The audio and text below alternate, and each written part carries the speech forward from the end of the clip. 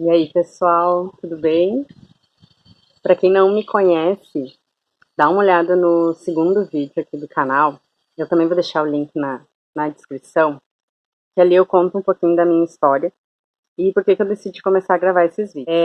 Quem me conhece um pouquinho melhor sabe que eu tive uma infância dentro da Igreja Católica, mas eu nunca gostei muito de participar e com o tempo fui me afastando, não só da igreja, mas também de Deus. Ou seja, religiosamente e espiritualmente, eu não era ativa em nada. Não acreditava em nada, o tempo passou, a vida aconteceu dentre felicidades e dificuldades. Tive dois momentos na minha vida que eu percebi que eu não tinha o controle de nada, absolutamente. Quando eu perdi a minha irmã, foi o que bastou para eu me afastar de vez de Deus, porque a Lu era a minha melhor amiga, era minha irmã, era uma pessoa íntegra do bem e eu não entendia de jeito nenhum ela ter partido. Hoje eu já entendo que eu acho que essas pessoas, elas vêm com um propósito muito curto de vida aqui e partem realmente muito rápido porque aqui não é o lugar para elas, né? Elas são maiores que isso. O segundo momento foi quando eu engravidei da Eva, em pleno período menstrual, usando preservativo, sendo que na primeira gestação eu tentei por 3 anos para engravidar do Kainan. Tem isso a ver com Deus. É que no meu desespero era tão grande, logo que eu ganhei não tá nada no lugar, não tá sendo nada como eu havia planejado, me levou a me ajoelhar e ter uma conversa muito franca e com muitas lágrimas com Deus. E na noite que eu tive essa conversa, eu tive a minha resposta. Eu tive um momento com ele que foi, assim, muito esclarecedor. Eu tive resposta de todas as minhas dúvidas. Eu tive imagem clara do que era meu propósito aqui, o meu caminho aqui, o que eu vim fazer. E a partir daquele momento eu consegui aceitar, perdoar e voltar a viver a vida com alegria e com a presença dele. Isso também me levou a uma vontade tremenda de ler a Bíblia e ter o meu entendimento sobre ela. E é isso que eu farei aqui todos os dias em 2024. Eu não sei se eu vou conseguir terminar, porque eu sei que tem algumas partes que são mais complexas, outras que a gente tem que digerir para entender e absorver melhor, né? Mas eu quero fazer isso aqui com vocês, compartilhar com vocês. Não sei se alguém já fez, mas realmente eu gostaria de ler a Bíblia, tá gravando, né? Fiz mais ou menos um cálculo de quanto teria que ser todos os dias para conseguir terminar ela, mas realmente eu não sei se vai ser possível.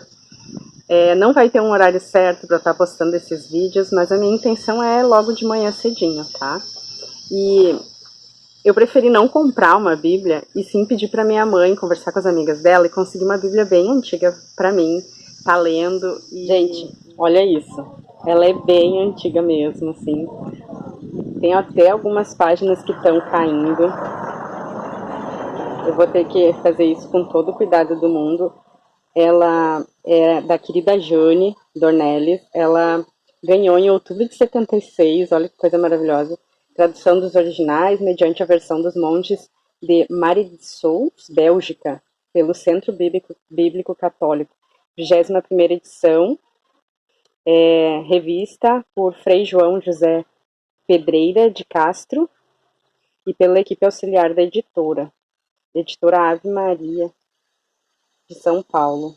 Primatur 1957, olha só. Prólogo à tradução. Sua Santidade o Papa Pio XII, em 1943, na encíclica Divino, assim determinou.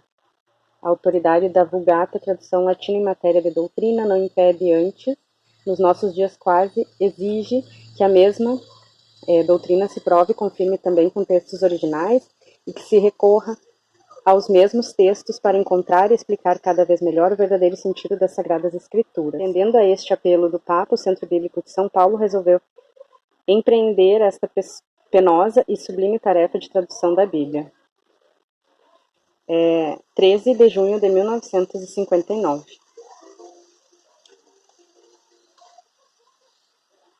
Aqui ela tem o índice, né, que já está Tava caindo. Agora que vocês já sabem onde eu vou fazer a leitura, vamos começar então? Sobre as grandes datas da Bíblia, então. Mais ou menos, coloca aqui, né? Datas antes de Cristo, 1850. Abraão em Canaã. Moisés, passagem do Mar Vermelho. Os hebreus no deserto. A lei no Sinaí, 1250. Caldeia, o rei Hammurabi. Egito, Ramsés II. Em 1200, Josué, tomada de Jericó. Conquista da Palestina, período dos juízes. Grécia, Guerra de Troia, Agamenon. 1000 a.C., Samuel, Saul, Davi, Salomão, divisão do reino, Judá, Israel. Em 753, Itália, fundação de Roma. 722, Assíria. Em 612, Jeremias. Sempre está mais ou menos aqui. Em 600, Ezequiel, primeiro cerco de Jerusalém. Babilônia, Nabucodonosor. Em 587, queda de Jerusalém. Exílio dos hebreus na Babilônia. Em 538, Pérsia, Ciro, conquista da Babilônia. 490, Grécia, batalha de Marathon. 333, Macedônia, Alexandre Magno. Dominação grega, Itália, guerras púnicas. Em 715, Antíoco Epífanes, revolta de Judas Macabeu. Em 63, Pompeu conquista a Palestina, período romano. Em 31, batalha de Actium, César Augusto Imperador. Mais ou menos 5, nascimento de Jesus. Novo Testamento, data depois de Cristo. 14, Tibério Imperador. 30, morte de Jesus sob Pôncio Pilatos. Conversão de São Paulo. 54, Nero Imperador. 60, prisão de São Paulo.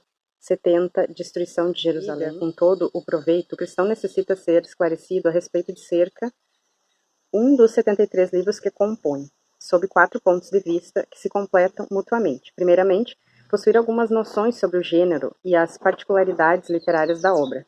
Em seguida, situar o escrito em seu contexto histórico, levando-se em conta as circunstâncias que causaram o seu aparecimento, seus destinatários imediatos.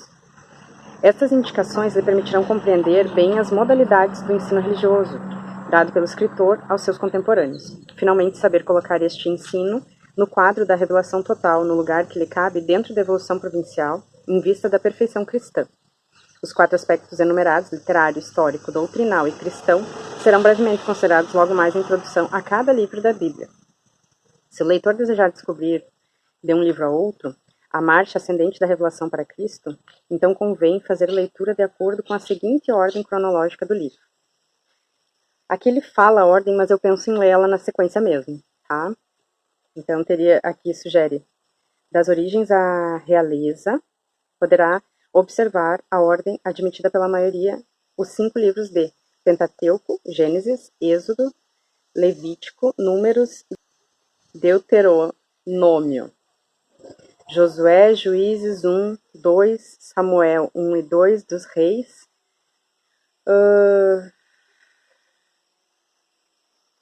aí no quadro dos Reis, no tempo do exílio, após o exílio, a época dos Macabeus. Depois, quanto ao Novo Testamento, os 3 primeiros livros a ler são evangelhos sinóticos, Mateus, Marcos e Lucas. Depois de Lucas, ler Atos dos Apóstolos, as cartas de São Paulo.